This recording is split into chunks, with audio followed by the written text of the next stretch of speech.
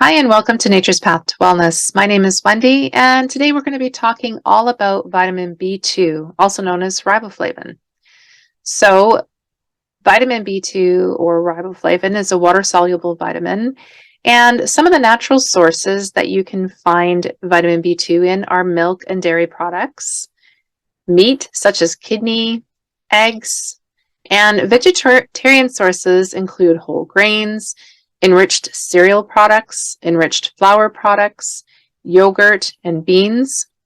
So something that is interesting to note about vitamin B2, unlike some of the other B vitamins and other vitamins in general, it's not easily destroyed by heat or by oxidization, but it is destroyed by light.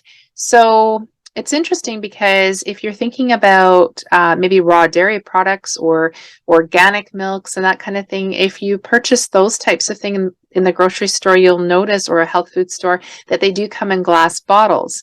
And B2 is actually destroyed by light. So some time ago, I can't even think about how long ago that was, but you noticed that the milk bottles or milk containers that milk came in started to be in those opaque plastic bottles, which did help those vitamins that are destroyed by light. So vitamin B2 or riboflavin is one of North America's, it is actually the most common vitamin deficiency, which I also find interesting because it is added back to cereal and flour products. So in the processing of the flour, some of the vitamins and other nutrients are lost in that process. However, and I don't remember what the date was exactly, but there was a requirement where it was all at any time that flour is processed, the manufacturers of flour were required to add or enrich the flour products with some of the vitamins, including riboflavin. So if we think about people in North America, we eat a lot of bread and that type of thing. So I do find it unusual, but it's a fact that it happens to be one of the most or the most common vitamin deficiency. So what does vitamin B2 do? It helps to aid in growth. It promotes healthy skin, hair, and nails, and it helps to metabolize the macronutrients in your diet. So your carbs, your fats, and your proteins. If you're a person who suffers with migraine headaches, you may want to consider adding at least a B complex to your diet. I don't necessarily encourage going out and just buying vitamin B2 because the B vitamins are synergistic, so they do work together best. So if you're going to have vitamin B1 and 2, it's best to have, say, 100 milligrams. Like, you want to have them in balance. So if you are suffering from migraines, it might be ideal to add a B complex to your diet. It works as an antioxidant, and it helps to reduce cellular damage from free radicals. There are no known toxicities. So toxicity would happen if you're overtaking or over consuming a certain vitamin, and there hasn't been any known toxicities. What you might experience if you're having too much vitamin B2 for whatever reason is that you may experience a little bit of itchiness or numbness or like a prickly sensation in your skin. So if we talk about the deficiencies, or what would happen if you have a vitamin B2 deficiency, it's known as a riboflavinosis, and the symptoms of that can be anemia, sores around the mouth or the lips, a sore tongue, or swelling of the mucous membranes, and maybe different types of skin disorders as well. What about when to take vitamin B2? Again, it's usually taken as part of a B complex, and that's what I suggest if you're needing more vitamin B in your diet. If you're not able to consume it from the diet that you're currently consuming, then I would take it as a B complex. And when you buy it as a B complex, all of the vitamin B is balanced. So the different, like the B1, the B2, B6, all of that is balanced in the complex. And so it is a water-soluble vitamin. Any excess that you do have in your diet is excreted.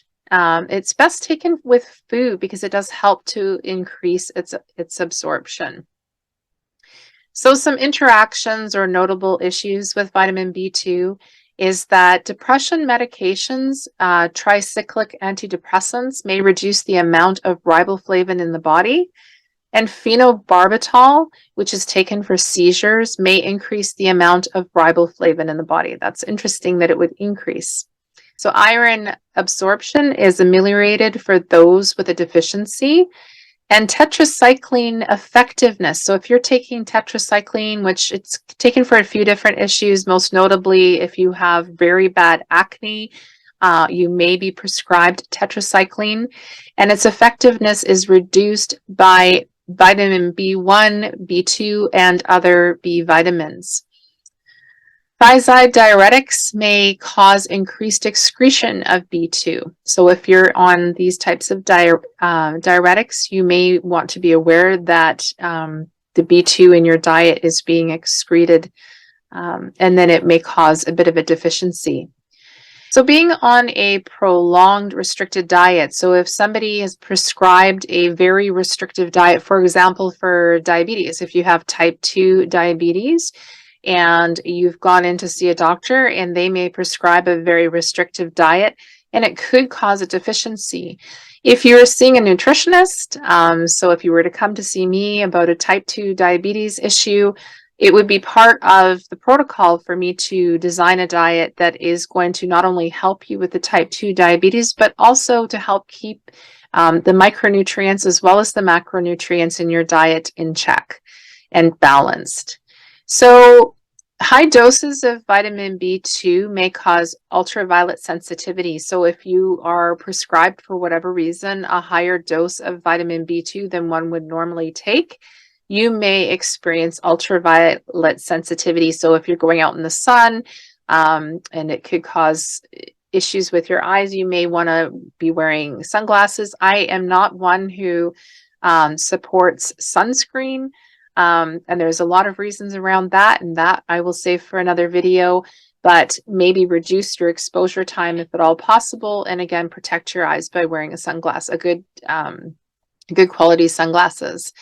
So if you're somebody who experiences migraines, it might be interesting to note that vitamin B2 can really help.